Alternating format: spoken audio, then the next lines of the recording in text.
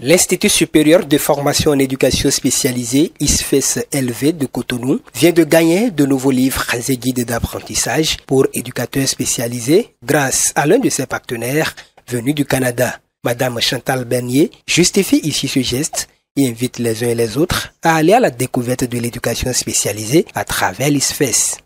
Bonjour, Chantal Bernier, je suis enseignante au Cégep de Joliette au Québec, au Canada, donc en technique d'éducation spécialisée. Je suis coordonnatrice du profil interculturel, donc qui permet les stages internationaux et interculturels. Et j'ai la chance d'être ici à l'ISFES depuis plus d'une semaine déjà, invitée dans le cadre d'une collaboration et en accompagnement de 3 stagiaires en éducation spécialisée qui vont effectuer un stage ici. Nous avons une entente de collaboration depuis 2017 et avons découvert l'ISFES en 2015. Donc, ça fait déjà plusieurs années que nous collaborons. Et dans le cadre de notre collaboration, on effectue des échanges, en fait, en termes de ressources et par entente, on apporte des livres sur des sujets qu'on nous a demandés. Par exemple, ici, on a l'intervention précoce en troubles du spectre de l'autisme, un livre qui m'a moi-même été conseillé, qui en fait vient soutenir la réflexion et les interventions en lien avec l'autisme.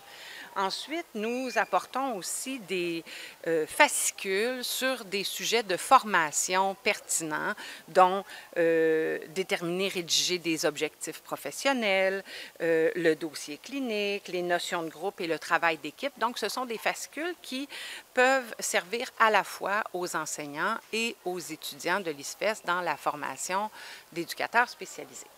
Ensuite, en termes d'outils cliniques, on a apporté un petit livre qui a été conseillé par une éducatrice spécialisée du Québec qui disait beaucoup utiliser ce livre-là, où ce sont différents trucs et activités pour développer les habiletés sociales. Donc, c'est un livre qui peut vraiment être utilisé par les stagiaires, par exemple, dans le cadre de leur stage.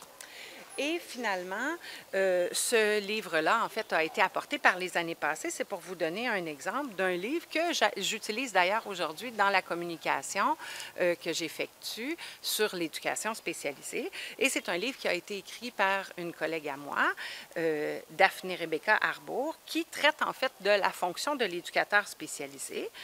Et nous partageons aussi le code de déontologie de l'éducation spécialisée qui a été créé par notre association professionnelle au Québec, en fait, pour aujourd'hui, entre autres, avec les professeurs, avoir des discussions, des échanges par rapport à l'éducateur spécialisé et ses cibles, mais aussi sur la formation et la pédagogie utilisée pour former les éducateurs spécialisés.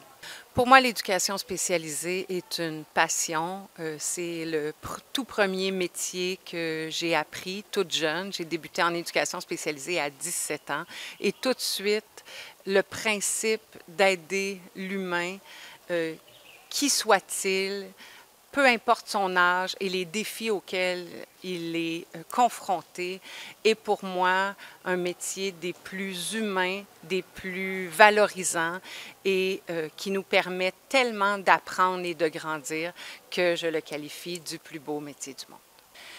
Vraiment, je vous invite à venir découvrir le métier de l'éducation spécialisée et l'ISFES étant le seul institut de formation au Bénin, je crois vraiment que c'est pour le Bénin un petit trésor.